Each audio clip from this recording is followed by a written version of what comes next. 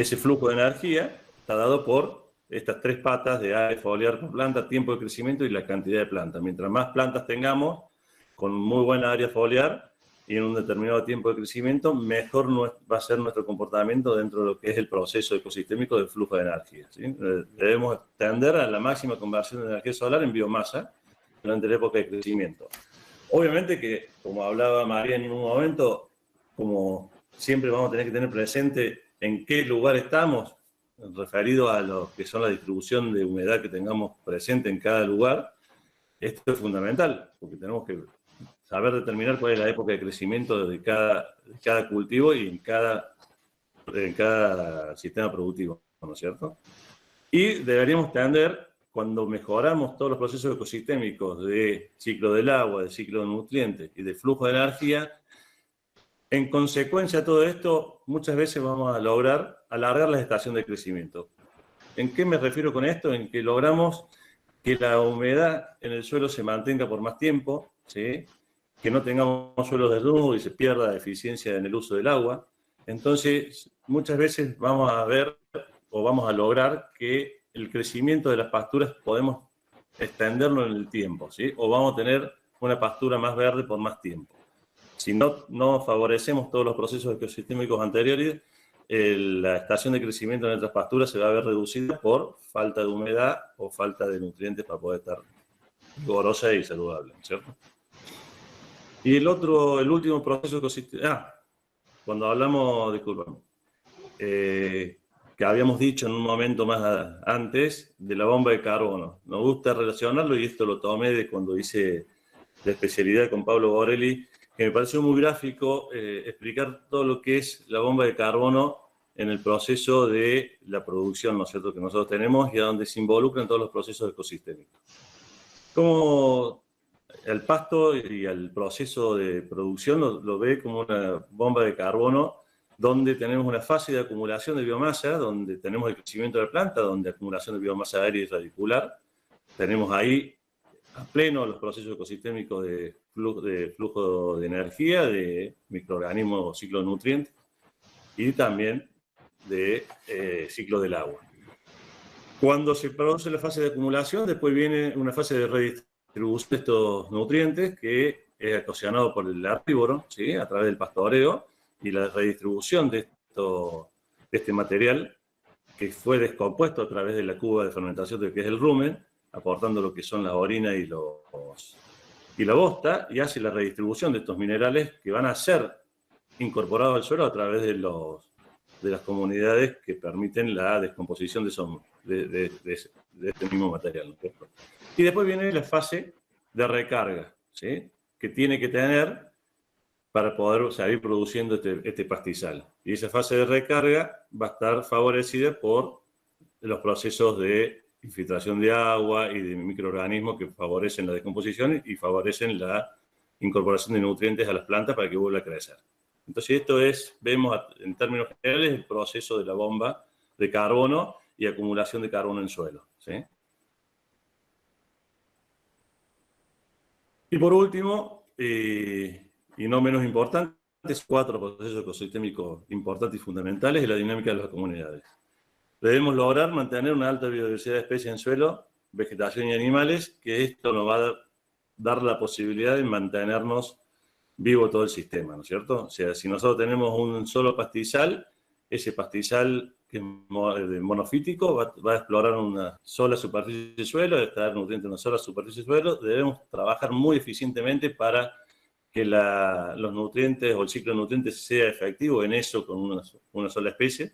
Y cuando trabajamos en especies polifíticas de campos naturales, debemos trabajar en favor o en favorecer que las especies de mejor requerimiento o de mayor aprovechamiento por los animales no se pierdan, ¿sí? Cuando hablaba de sobrepastoreo marina, que es el sobrepastoreo planta por planta, lo que nosotros logramos con el sobrepastoreo de las plantas preferidas por los animales, cuando hacemos un pastoreo continuo o un pastoreo rotativo planificado, que termina siendo muchas veces un pastoreo continuo, por más que sea rotativo, porque no permitimos el buen descanso a la planta, lo que estamos logrando ahí es darle espacio esas plantas que no son deseadas por el animal o que podemos denominarlas malezas, le estamos dando espacio, pero porque nosotros estamos haciendo un mal manejo, ¿sí? Estamos trabajando en contra de las especies preferidas, cuando no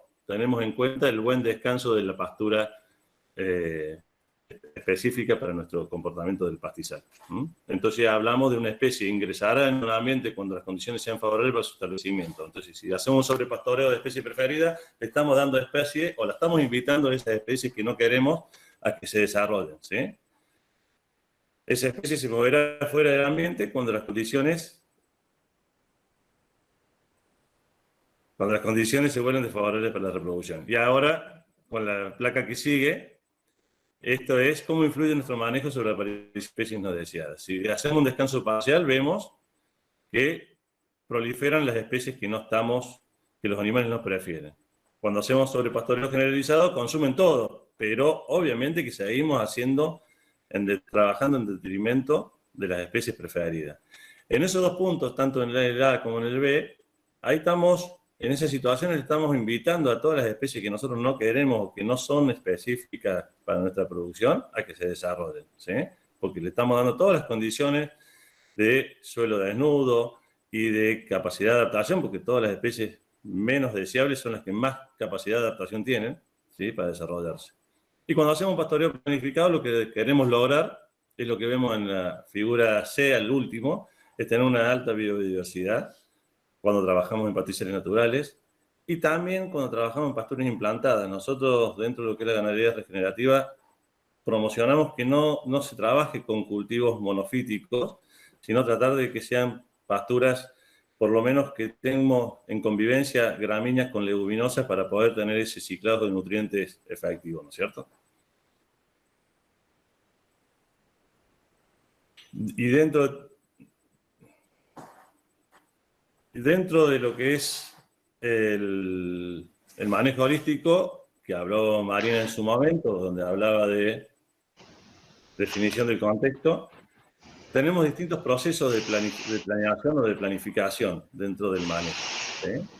Esos procesos de planificación pueden ser abordados en distintos momentos, ¿sí? Y van una planificación financiera, una planificación del pastoreo y una planificación de la tierra.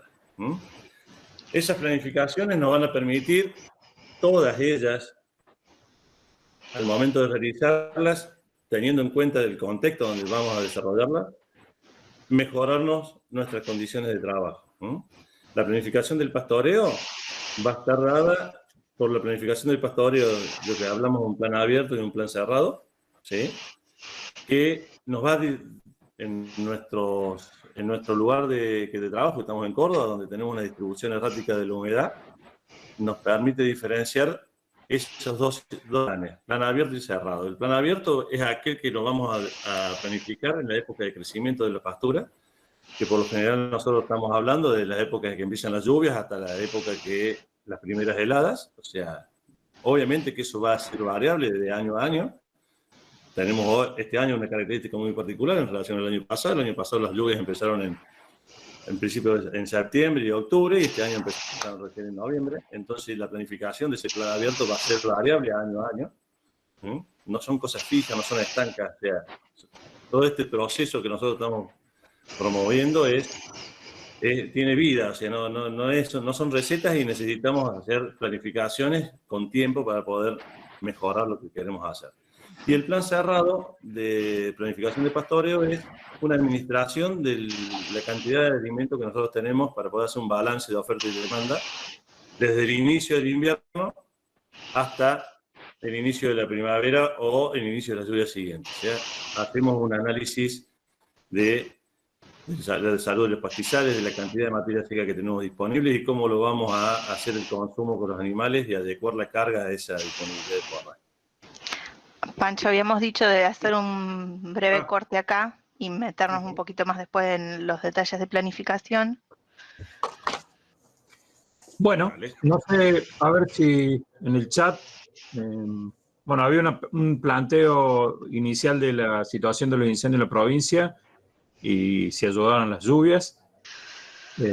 Así que bueno, no tengo por ahora ninguna otra inquietud, ninguna otra consulta, así que si quieren que continuemos y dejamos en todo caso las intervenciones para el final.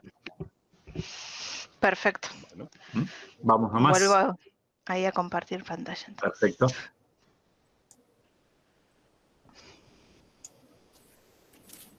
Vale, Mari. Ahí voy. Bueno, sí. Perfecto. Ahí estamos. Bárbaro, ahí se empieza a ver. Perfecto. En modo de presentación, Mari, por favor. Sí, ahí no me dejaba llegar. Listo. Ahí está, bárbaro, buenísimo, ahí está, perfecto. Ahí se ve como modo presentación, ¿no? No, todavía no. Ahora no. Está bien. Listo. Ahora sí, perfecto. Bueno.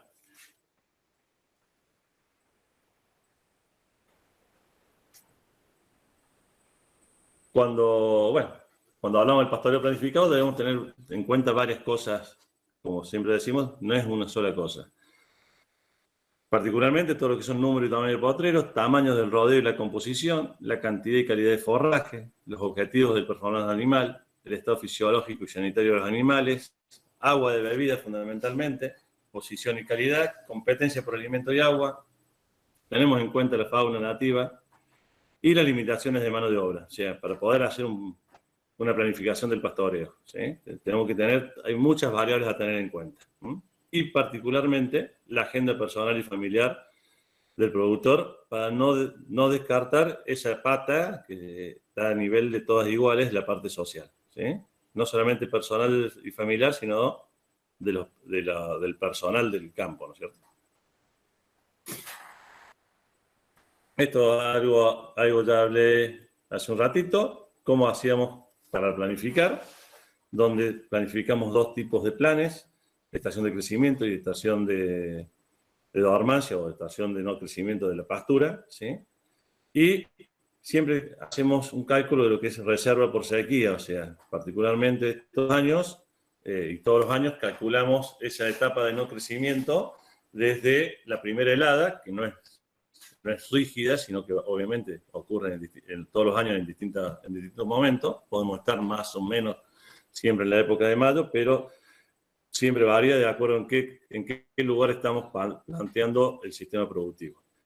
Y ese estación de crecimiento, por lo general, se extiende hasta octubre o noviembre, o a veces hasta diciembre, dependiendo del lugar del establecimiento. Si nos vamos para el lado del norte, Cruz del Eje, particularmente esa estación de no crecimiento, y por lo general se da hasta diciembre, ¿sí? Más este año que no ha llovido todavía estamos en etapa de no crecimiento, y después viene un crecimiento explosivo de las pasturas implantadas y un crecimiento un poquito más retardado de las especies naturales.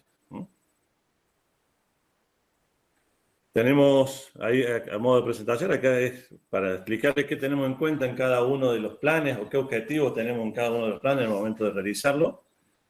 En el plan abierto, lo que nosotros pretendemos como objetivo es producir la mayor regeneración, porque es la etapa de crecimiento de las pasturas, ¿sí? Y la mayor cantidad de forraje posible, logrando la mejor producción individual posible, ¿sí? Eso referido al animal. Tenemos una parte referida a la pastura y el suelo y otra parte referida al animal. En el plan cerrado, en contraposición a esto, que lo dije hace un rato atrás, es administrar el forraje disponible. O sea, nosotros manejamos lo que tenemos. O sea, ya no, en la etapa de no crecimiento tenemos este pastizal totalmente acumulado y lo podemos administrar en el uso a través de la planificación. También el objetivo es lograr la mejor producción individual posible, producir impacto animal para preparar la primavera. ¿A qué nos referimos con producir impacto animal? Es poder dejar que las yemas de las plantas estén disponibles para esa actividad fotosintética y no tengamos material muerto sobre la planta que no nos va a poder dar la posibilidad de que la planta tenga un desarrollo favorable en la etapa de crecimiento. Las decisiones críticas en cada uno de ellos es, en el plan abierto, fundamentalmente el tiempo de recuperación de la pastura, y cuando hablamos de tiempo de recuperación de la pastura es en función de qué pastura yo quiero que se promueva, ¿no es cierto? Cuando hablamos de pastizales naturales, debemos conocer nuestro pastizal natural, cuáles son las especies claves o las especies preferidas por los animales para pensar en el tiempo de recuperación que necesitan esas especies, ¿sí? Porque si tomamos un tiempo de recuperación general para todas, y muchas veces vamos a estar en detrimento de la que nosotros preferimos o la que el animal prefiere o que sea de mejor calidad. Otras decisiones críticas son los movimientos con cría al pie, porque el plan abierto, cuando tenemos un sistema estabilizado y estacionado en los servicios, estamos justo en la etapa de nacimientos de los terneros y el manejo de la rotación de los potreros, por ahí, si no lo tenemos en cuenta, podemos tener problemas de aguachamiento de los terneros por este cambio de potreros permanente que se plantea de acuerdo a los tiempos de recuperación y tiempo de pastoreo de cada potrero, ¿cierto? Otras decisiones críticas son los números de células y rodeos. El número de células es con cuántas células trabajo yo dentro del campo. O sea, yo puedo tener un campo de cría y dentro de ese campo de cría podemos manejar dos células. Una célula que es la cría netamente y la otra célula que sería la recría de las terneras de reposición, por ejemplo. Entonces tenemos dos células totalmente distintas. O trabajar dos rodeos en una misma célula donde hacemos un pastoreo con un pastoreo que hace despunte iniciador y otro rodeo que hace el consumo posterior. Y los ajustes según la situación, cada situación particular.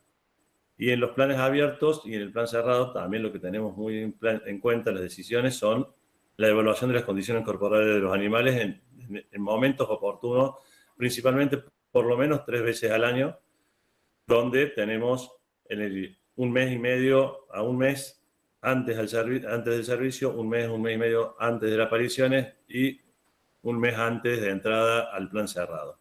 ¿Por qué hablamos de un mes y medio de todas estas fechas? Porque eso nos va a permitir hacer algún tipo de cambio en nuestro manejo ante alguna situación que veamos desfavorable en la condición corporal. Estos planes son todos planes que se planifican en planillas, que ya vamos a ver en un modelo, pero no son estáticos, o sea, no son rígidos, o sea, tienen posibilidad de ir cambiando, obviamente que llevando registros para poder saber al año siguiente en qué nos hemos equivocado y poder mejorar. Esas son las planillas. Si bien los productores muchas veces cuando empezamos a trabajar con ellos y mostramos estas planillas, al principio medio como que se ponen reticentes porque no están acostumbrados primero a llevar registro, o lo llevan registro en una planilla o en un librito o una agenda, y cuando ven una planilla tan grande, medio como se asustan, pero cuando ya se familiarizan con ella, la verdad que hemos tenido muy buenos resultados y una buena hoja de ruta al momento de trabajar, porque en esta planilla, cuando se hacen los planes, que se hacen previo a empezarlos, por supuesto, se marca todas las cosas que se tengan en cuenta al momento de trabajar, ¿sí? Y se hacen de acuerdo al plan cerrado, pueden ser 7 meses o 6 meses, y plan abierto 5 meses, y se marcan todas las características de manejo que son fundamentales para tenerlos como registro, ¿no?